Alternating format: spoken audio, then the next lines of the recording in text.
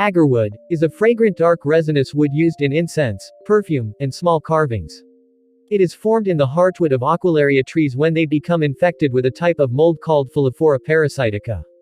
Prior to infection, the heartwood is odorless, relatively light and pale colored. However, as the infection progresses, the tree produces a dark aromatic resin, called aloes or agar, as well as gaharu, ginkgo, oud, or udaguru, in response to the attack, which results in a very dense, dark, resin-embedded heartwood.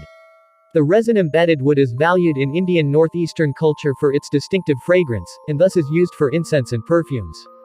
Its name is believed to have first and foremost Sanskrit origin, formed from aguru. The aromatic qualities of agarwood are influenced by the species, geographic location, its branch, trunk and root origin, length of time since infection, and methods of harvesting and processing. One of the main reasons for the relative rarity and high cost of agarwood is the depletion of the wild resource. In 2004, all Aquilaria species were listed in Appendix 2 as endangered species. However, a number of countries have outstanding reservations regarding that listing. First-grade agarwood is one of the most expensive natural raw materials in the world, with 2010 prices for superior pure material as high as $100,000 per kilogram, although in practice adulteration of the wood and oil is common, allowing for prices as low as $100 per kilogram.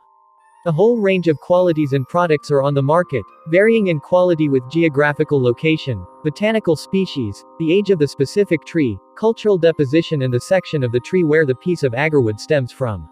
The odor of agarwood is complex and pleasing, with few or no similar natural analogues. In the perfume state, the scent is mainly distinguished by a combination of oriental woody and very soft fruity floral notes. The incense smoke is also characterized by a sweet balsamic note in shades of vanilla and musk, and amber. As a result, agarwood and its essential oil gained great cultural and religious significance in ancient civilizations around the world, being described as a fragrant product as early as 1400 BCE in one of the world's oldest written texts, the Sanskrit Vedas from India. In the Hebrew Bible, trees of line aloes are mentioned in the book of Numbers 24:6, and a perfume compounded of aloeswood, myrrh, and cassia is described in Psalms 45. Dioscorides in his book Materia Medica 65 CE described several medical qualities of agarwood and mentioned its use as an incense. Even though Dioscorides describes agarwood as having an astringent and bitter taste, it was used to freshen the breath when chewed or as a decoction held in the mouth.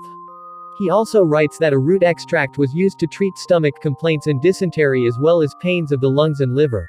Agarwood's use as a medicinal product was also recorded in the Sahih Muslim, which dates back to approximately the 8th century, and in the Ayurvedic medicinal text the Susruta Samhita. As early as the 3rd century CE in ancient Vietnam, the chronicle Nan Jo Yi Wu Ji written by Hua Zhen of the Eastern Wu dynasty mentioned agarwood produced in the Renan Commandery, now central Vietnam, and how people collected it in the mountains. During the 6th century CE in Japan, in the recordings of the Nihon Shoki, the second oldest book of classical Japanese history, mention is made of a large piece of fragrant wood identified as agarwood. The source for this piece of wood is claimed to be from Persat, Cambodia. The famous piece of wood still remains in Japan today and is showcased less than 10 times per century at the Nara National Museum. Agarwood is highly revered in Hinduism, Chinese folk religion and Islam. Aquilaria's defense to this attack is to produce a stress-induced aromatic resin called aloes, which is dark and moist. Over the course of several years, the aloes slowly embed into the heartwood to create agarwood. For an experienced woodsman, they can look at an Aquilaria tree and predict whether it has agarwood inside or not. Ants bore into the tree trunk, causing a wound and bringing in the microorganisms, bacteria, fungus spores into the trunk of the tree.